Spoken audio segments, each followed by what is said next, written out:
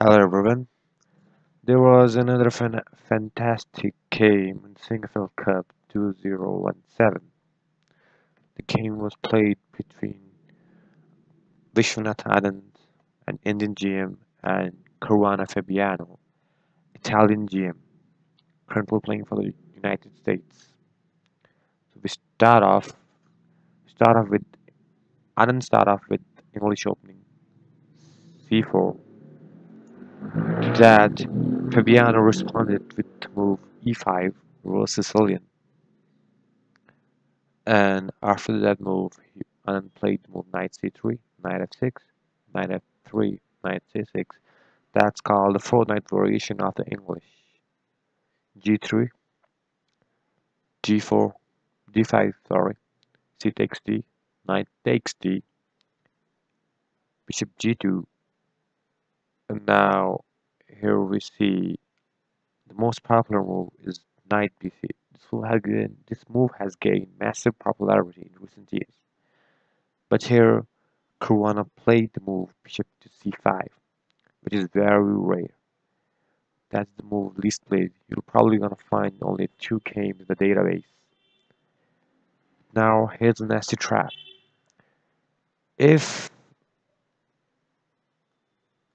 if white just gets greedy and grabs that pawn on the e5, then black can just play knight takes knight.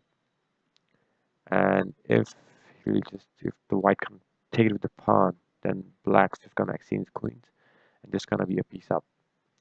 So here white must take the c6 knight. And after taking the c6 knight, black has got an amazing move. Can you stop? Can you spot it? And that's move queen to f6, hitting the f2 pawn, and the knight is gonna hit the queen. So white's gonna be in trouble. So regarding all this thing, Anand at this point played castle. He didn't go for knight cross e5. So after black also played castle and the move d3, bishop drops back to b6, bishop to d2, and now bishop g4, rook to c1 was played, and now knight takes knight, bishop takes knight, and now as you can see the bishop has got a beautiful c3 h8 diagonal, and the e5 is a potential weakness. It's a potential target actually I would say. And then black played the move to e8, and now white just plays the move b4 with the threat of maybe in the future pushing it to the b5 square. Queen to d6 was played. Queen to d6 is actually a good move because it's hitting the pawn on b4, and the rook can get on the d8 square where it's meant to be. So what I feel like white can play a3, but that's not good because the rook can go to d8 and black's gonna have a really nice position after that. So how does white get out of this? Can you spot it? Can you spot what white played here? If I give 30 seconds, pause the video and find it out. Okay, so now here white played the move knight to d2 with the plan of going to c4, or the knight can go to the e4 square. And also if now the knight takes on b4, that's going to be a terrible mistake, I guess, because the bishop takes knight and the queen takes knight and rook to c4, boom. And now black gonna have to lose a piece. So here, that's why Fabiano went for the move queen to h6, knight to c4, hitting the bishop,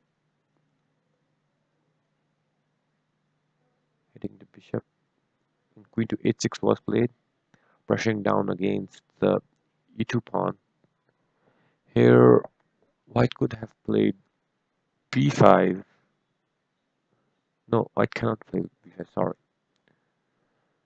Here rook to c2 was played, defending the e2 pawn, rook to d8,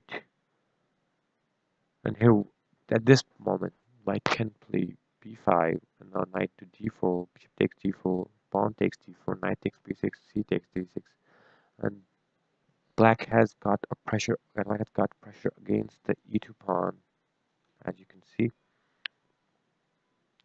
So here at this moment, white didn't go for the b4, b5. He actually went for the knight takes b6, pawn takes b6, and now f3, bishop drops back, queen to g2. At this position, if you look at this position, like white has got a threat of pushing pushing the pawn to b5, and also white has got a threat of f4. White has got play on both sides. So here, black played the move b5. F when white responded to that with striking in the center with the move f4. Now the white bishop can go to e4, and white can open the f file for his rook. This is probably the ideal position here. Maybe Caruana was not able to find the correct move. The correct move in this position is e takes f4, rook takes f4, f6, bishop takes knight, pawn takes knight, and bishop to d4. This is a sample line, of course. Bishop to d5 was also a good move.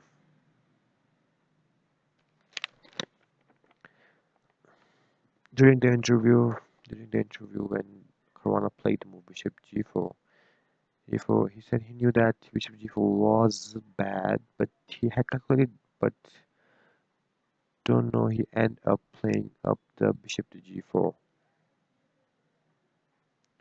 So at this moment, bishop cross knight is also possible for a moment. So the next move he played bishop cross knight 4.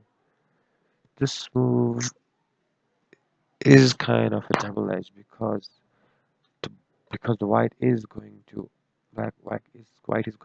weaken his light square in front of his king. So, but in this position, white is just going to be a pawn. And now here Caruana played the move f6. That's actually a risky move. Whenever you play the f pawn, it is quite risky. Alternative could have been queen to g6, bishop drops back to a1, queen to e6, rook to f4, which is I guess quite fine for black.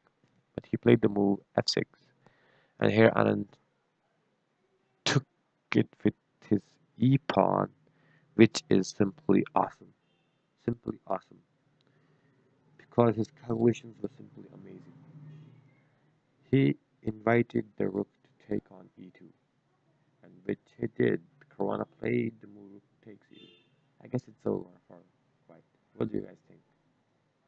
Because there's going to be mate on the h2 h2 pawn, and black is threatening rook takes queen.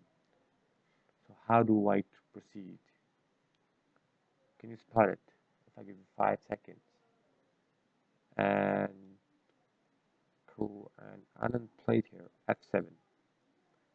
Still, the king cannot. Remember, king cannot go to the h8 because it's f8 queen, rook takes, and rook takes its mate. So here he played king to f8, but now there comes another sacrifice. Bishop cross d7, simply amazing. The king takes bishop and the queen to c3 check. The rook drops back. Hold on for a second. Analyze this position. What do you guys think?